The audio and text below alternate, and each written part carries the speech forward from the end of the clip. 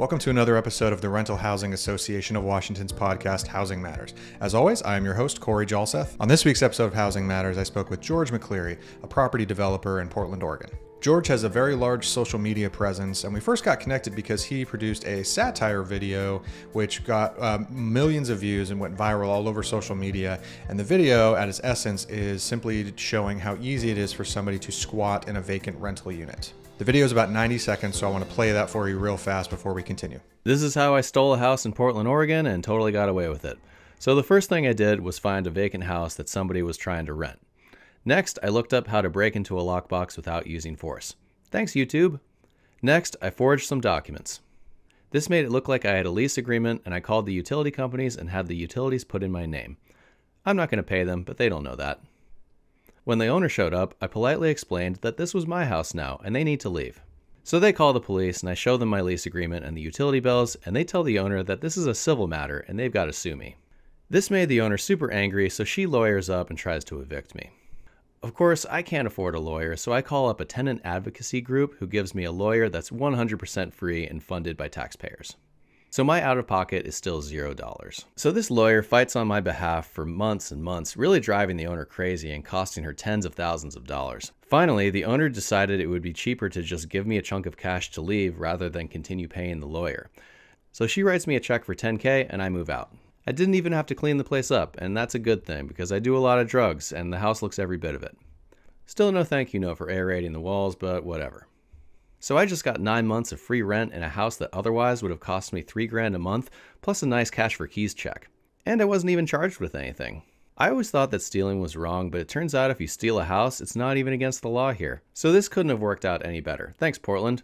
Pretty funny video, right? So we do discuss that in our conversation. We also talk about his appearance on the Dr. Phil show where he actually spoke about housing and homelessness in Portland. We also discuss the current state of housing and new development in Portland, as well as the short-term fallout of the statewide rent control passed in Oregon a number of years back. Well, George McCleary, thank you so much for joining the Rental Housing Association of Washington's podcast, Housing Matters. I really appreciate you taking time out of your schedule. My pleasure, man. I usually like to start by asking about yourself and where you went to school, where you grew up, and where do you live now, and kind of how did you get into your current business of real estate development?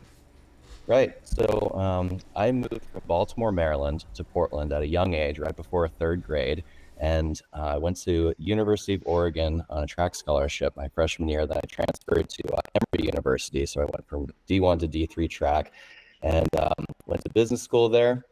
Got a banking job, immediately decided it wasn't for me. So I quit and moved back and got it. I read a big stack of books about consulting, real estate, banking. And I knew I didn't want to get back into banking, and Portland's not a big hub for that. So I settled on real estate and started working for a developer and bought my first duplex.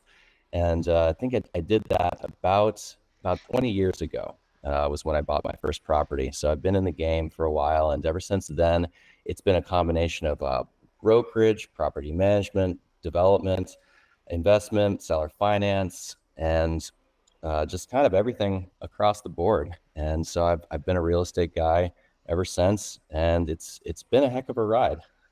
And if you've always done it in Oregon. Yeah, Okay. I've mostly done it in Oregon. I've had some properties in Texas and in Idaho, and mostly in Portland. About 90% of the business that I've done has been within Portland, Oregon. Okay. Quick sidestep. What are some of your hobbies outside of work? So I'm an avid runner, Excellent. which you probably got from me being involved in track. I was a middle distance runner, and Yeah.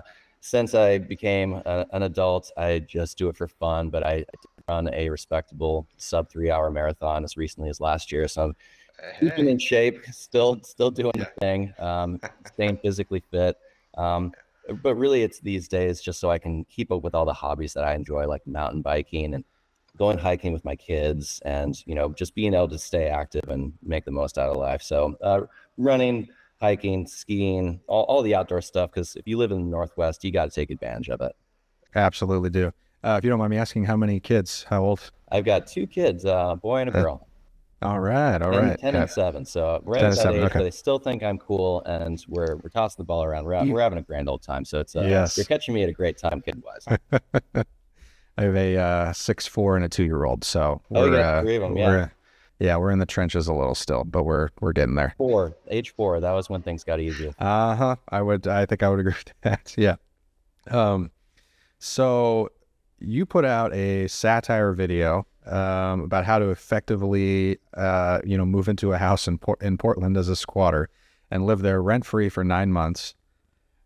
Again, I know this was satire, but for housing providers in Washington and Oregon, this is a very real possibility. This video got millions of views, and you've been on television and podcasts talking about this.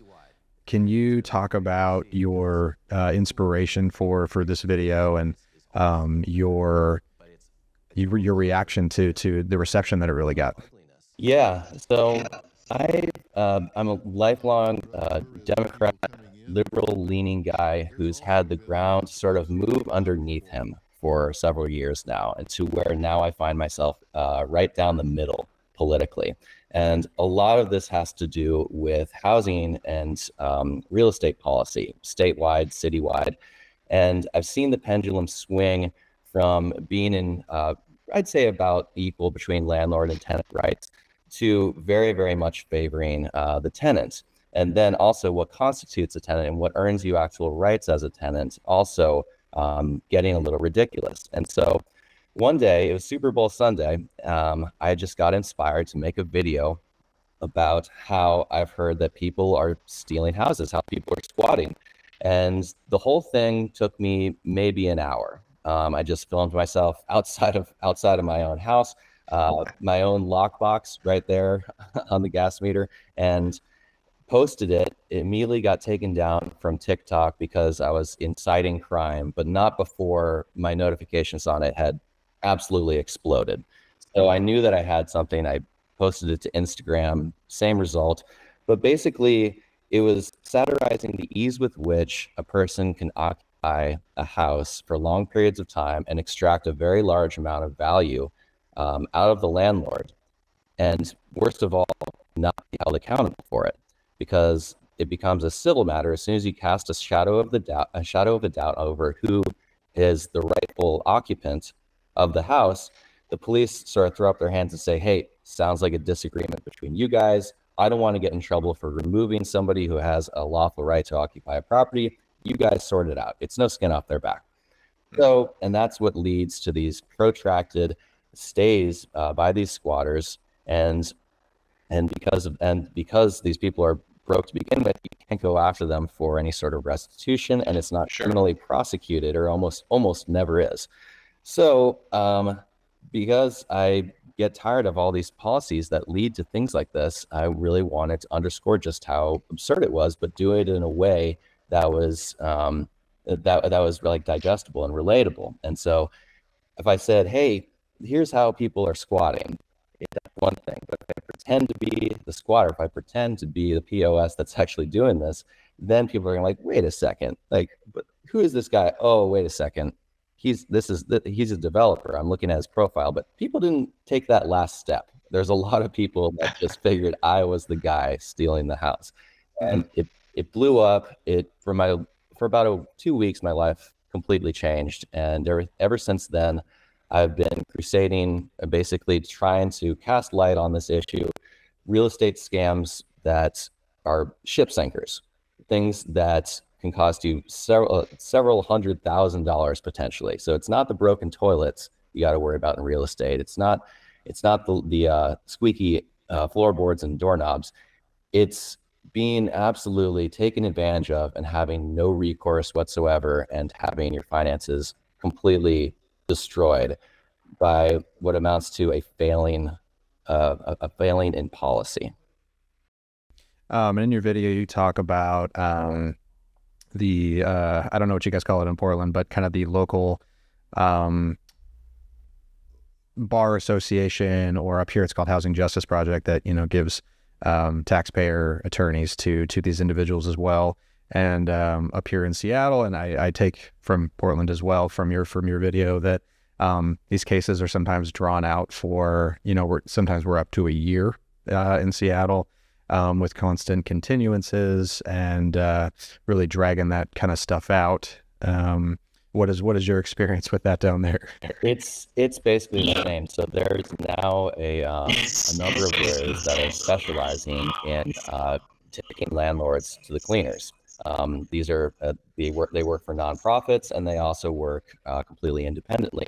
And while the intentions of these nonprofits might be, at least originally, pure of heart, because hey, if you got somebody who's something bad is happening to and they can't afford representation, then yeah, let's get them somebody for free. Let's fund it with tax money to make sure that they get their day in court, tell their side of the story, and make sure that justice prevails. But it's been completely perverted. It's basically people that have schooled these tenants and these squatters about how to exploit. And that's the main difference. And so while well-intentioned, it's been taken advantage of and exploited by opportunistic tenants and opportunistic lawyers. And there's nothing bad that I can say about lawyers that hasn't already been said, but they're looking for a buck. They know that landlords are the deep pocket, and they know ways to extract it.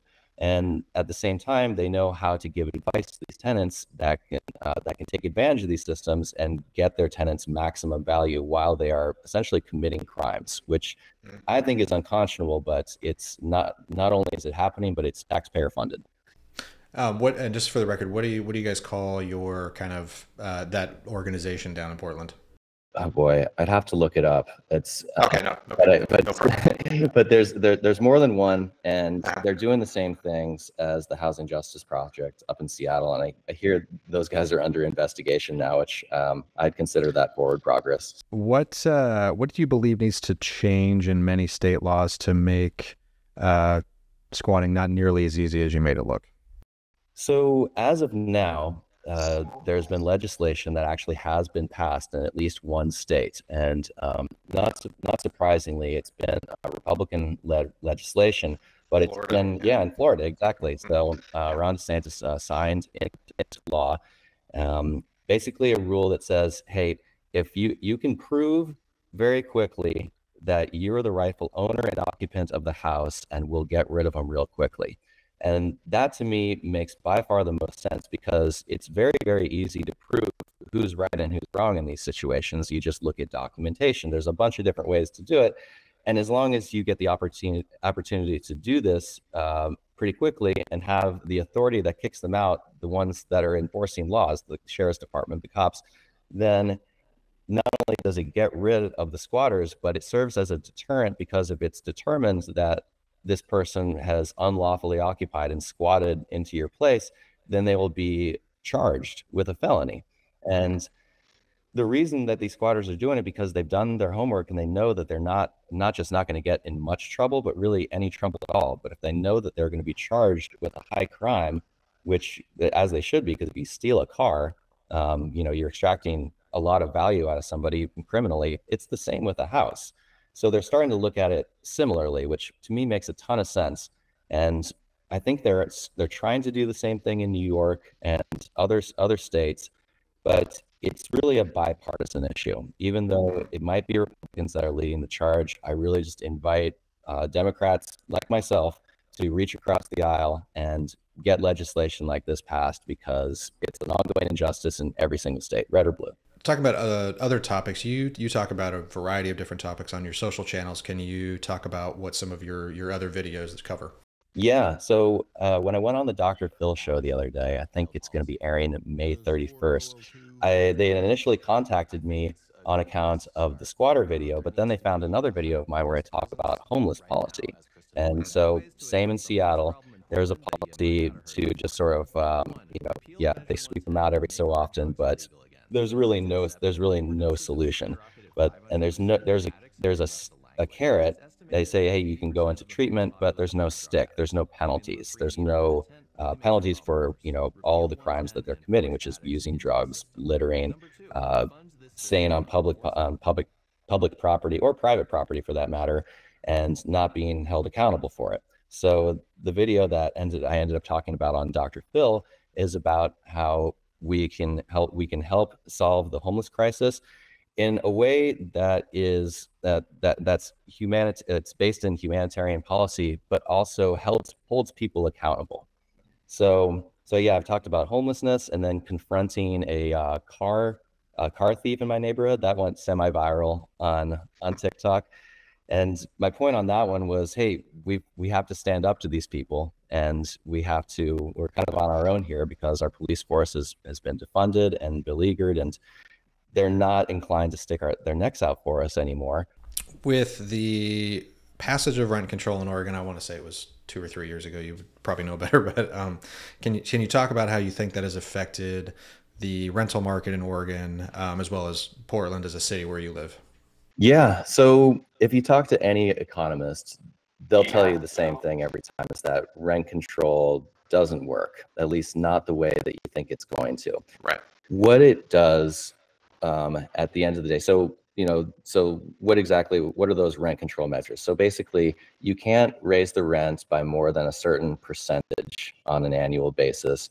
And if you kick someone out, it has to be a qualifying reason, and you have to give them a bunch of money in order to reclaim your property.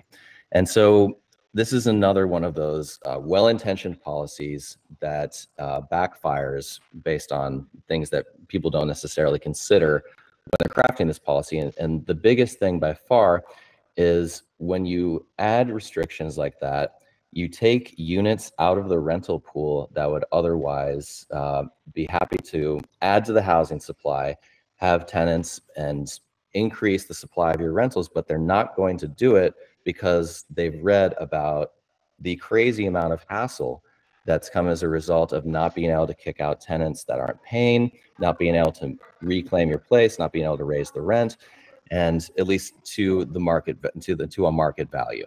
And Right.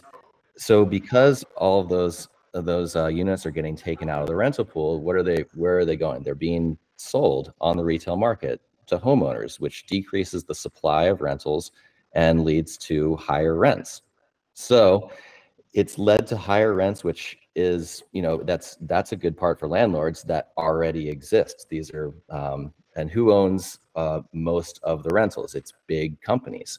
And it's also going to help constrict supply of new units coming on the market, because developers realize that they're going to have to deal with oppressive laws, and they're less inclined to build. If you talk to any national developer, they're going to build in places with population growth and with favorable market conditions for rentals, and they don't want to do it in places like Portland for those exact reasons. And so our housing supply remains constricted, rents remain high, and ultimately the tenant ends up paying the price. Yeah, I would say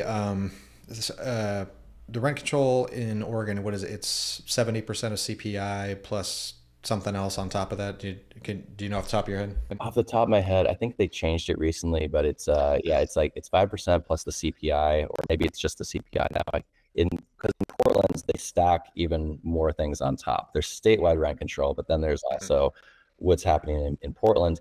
And it changes so often that I think even the lawyers and property managers have trouble keeping track of it. But I use property management for that exact reason, because if you run afoul of these regulations, there's hell to pay. Those lawyers that we were talking about before, they will take you to the cleaners, and they chase down these tenants like ambulance chasers to make sure that they're going to extract as much as possible. Yeah, I quite agree with you on that. It's a lot of the issues up here. Yeah, if you happen to serve a form incorrectly or something like that, I mean, a tenant can come after you in private right of action for up to 3 months rent that you would owe them as a housing provider, plus whatever attorney fees that they incur and all that kind of stuff, just for small, simple mistakes. And it's almost like some of this is built to see if you can screw up. Oh, yeah. Yeah, that's to see if you can get them to step in it. And these lawyers are laying in wait to try. Right. Because that's how they make their money. Ambulance chasers, like you said, yeah. Yes, sir. Yeah, we have a lot of real estate attorneys that we talk to, and they say the same. They're like, this is great for attorneys. This is not good for anybody else, but this is great news for attorneys. Yep. Yeah. The only winners in this are the attorneys. As a developer, how has this affected you personally with doing your business? I know you said you talked to some of the bigger building companies and all, but is this leading to you need higher cap rates, talking about different tax incentives or longer lease agreements, things like that? So it might sound like I'm talking out of both sides of my mouth, but because the bigger guys are less inclined to come in, I'm actually, in some ways, running into the burning building. I've got a development project underway right now that's 24 units in North Portland. And the main reason that I undertook this project is because the amount of permits being issued for multifamily properties has absolutely cratered. And when I started this project, it was starting to crater, and I knew that it was only going to get worse. So by the time I'm delivering this, there's going to be a shortage of supply in the marketplace. And that's going to lead to strong rents, a fast lease up period. And so in a way, I'm sort of leaning into this and being able to take advantage of the fact that this housing policy is restricting policy. So we'll see how that works out. But I'm also developing some industrial policy properties as well, because I got to hedge my bets. Sure, absolutely. And do you think part of that, I mean, obviously some of the slowdown, I mean, is because of policies, and then obviously some of it's going to be from interest rates and just cost of construction and all that. What do you think's really kind of playing the bigger role currently? Well, inflation is up across the board, and interest rates are up. It's difficult to create new housing supply when you've got market conditions that are just kind of rough across the board, and that's really no matter where you're building. And so cap rates, you're asking about that before. You can't have negative leverage, and that's when your interest rate is in excess of your cap rate. So if interest rates are at 8% and you're buying a building at a 6 cap, then you got to have an ace in the hole. You got to be able to either add value or know that you can increase rents or what have you. And so long term, because of interest rates and because of where demand has been, which is neutral or down, or it's gone from being way high to way down low. It's all these things are going to play out, but it happens glacially. It happens very slowly, and these cap rates right now, things are still trading, but trading volume is extremely low right now. There's people with 1031 exchanges that need to buy things, and there is capital in the marketplace, but they can afford to be kind of picky. And so things are trading, but talk to any broker, it's slow. And what happens when something's not selling? You got to lower the price. You got to change the terms. You got to get a little clever. And ultimately, once inventory starts piling up, it leads to lower prices, better deals, higher cap rates, and that's my prediction. It's not doom and gloom, but it's not sunshine and lollipops. Sure. And as you said, the ever-going shortage will keep development costs and rent. Like you said, you don't want to be all doom and gloom, but it's going to keep things higher until that supply really catches up. Oh, yeah, exactly. And supply eventually will, and because the rents need to justify the construction, and the construction's costs need to justify the build, and and there's a lot of projects that did not go vertical over the last few years because the cost of lumber went super high. It's come back down, but the cost of everything, just the sticks and bricks, the cabinet knobs, everything has gone a whole lot higher just as the result of inflation. So a lot of projects have not gone vertical as a result of these higher costs, because you're sitting on land, you're sitting on a single family house that's upzoned, and you're like, hey, I should really be able to build these apartments, but I'm getting these quotes back from builders, and it just doesn't pencil. I can't do this anymore. I could back when it was 3% interest rates, but can't do it anymore. So not going to do it. Last thing I want to talk about, you're currently in the process of writing a book, and original way we got connected was through Jason Roth, and so you had the opportunity to speak with him. But would you just talk a little bit about what your book is going to be about? Right. So the book is part of, I guess let me back up a little bit. So after I went viral with the house stealing video, I really got bombarded with a lot of people hitting me up saying like, wow, this is needs to be talked about more. This happened to my grandma. And, I wish there was a way that, we could learn about how to deal with situations like these.